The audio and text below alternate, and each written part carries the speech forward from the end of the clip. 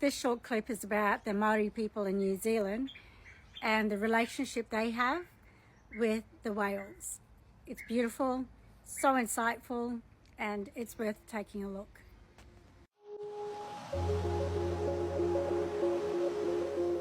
Every part of the tohora is made use of to honour the life of that tohora. Tohora, ko ngā rangatira o te moana. Every nation in the Pacific has a relationship with whales.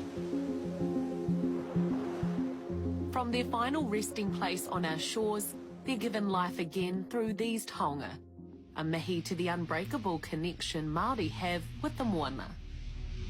That taonga is carrying the voice of that tohora across generations.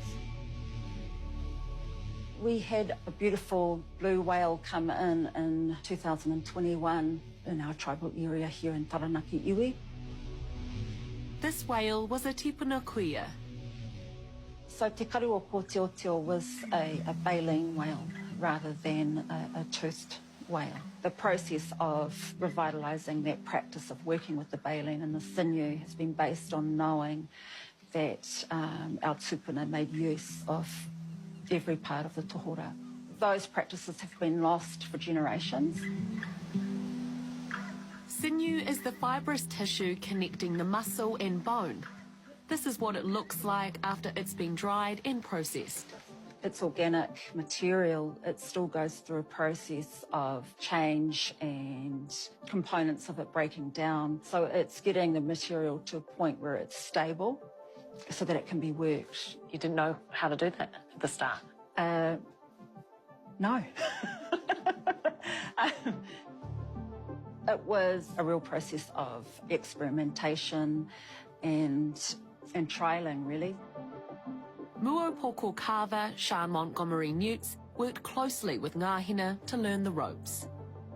This is a piece of the baleen in its raw form. The next stage would be processing it, cleaning it off, but it's essentially a section of the baleen here. And that's from inside the mouth? Yes. Yeah. The filters on the baleen whale. What's the texture like?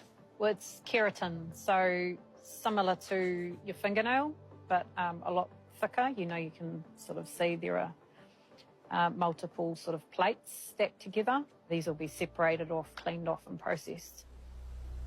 And from the body and bones of the Taranaki whale, Te Karu o Kōteoteo, these taonga were born. This part here is the baleen. Called them poihihi because hihi is the kupu for baleen. When we create taonga puoro or poihihi, that taonga is carrying the voice of that tohora across generations. Here at the prestigious Festival of Pacific Arts and Culture, they plan to showcase their taonga Māori to the world. Ngāhina Sean, along with respected carvers Bernard Makuare and Rangi Kipa, travelled to Hawaii, but their taonga did not.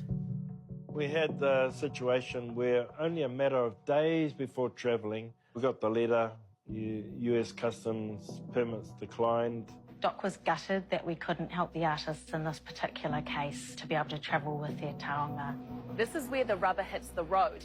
The Convention on the International Trade of Endangered Species, or CITES for short, was introduced by the UN in 1975 to protect endangered species globally.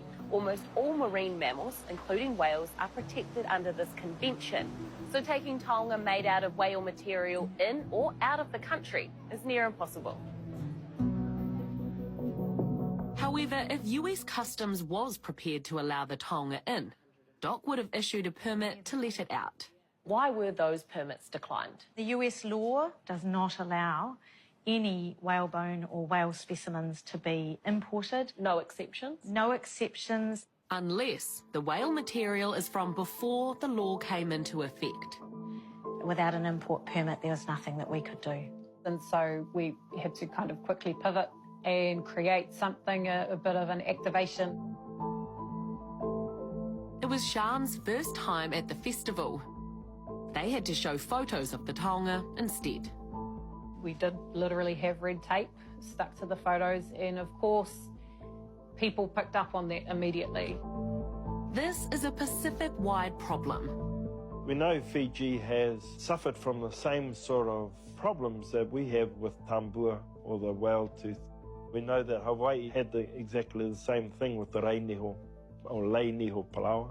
These Indigenous creatives want to share their taonga freely.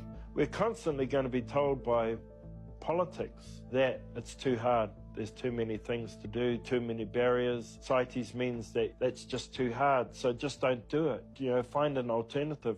And we're going to say to them, well, you know, that's not good enough. Does it serve us to be part of this international convention when it hinders Māori? So look, I think the answer to that is absolutely yes, because we would not want a free-for-all on the trade in our precious species like kakapo or whales that come to our shores or other Indigenous species as well. DOC is exploring options, although nothing has been formally proposed. There is an exception, for example, in CITES around musical instruments. And, you know, we're wondering whether there is something that could exist, something like a cultural items passport. Domestically, there is still constraints around the actual harvesting of whale material. It's illegal without a permit. In the early days in the 80s, when whales would wash up, it would be standoffs on the beach between the representatives of the Crown who own the mammals when they beach and the people who have connection with those places, the tangata whenua. Ultimately, it is wrong that for us to embody our customary practices, we're seen as breaking the law. The use of tohora materials is going to continue. So there are a range of domestic laws that impact on that. The government of the day and the parliament can look at making changes. It's more than art. This is whakapapa. The material of whale teeth is just a stunning material. There's nothing like it.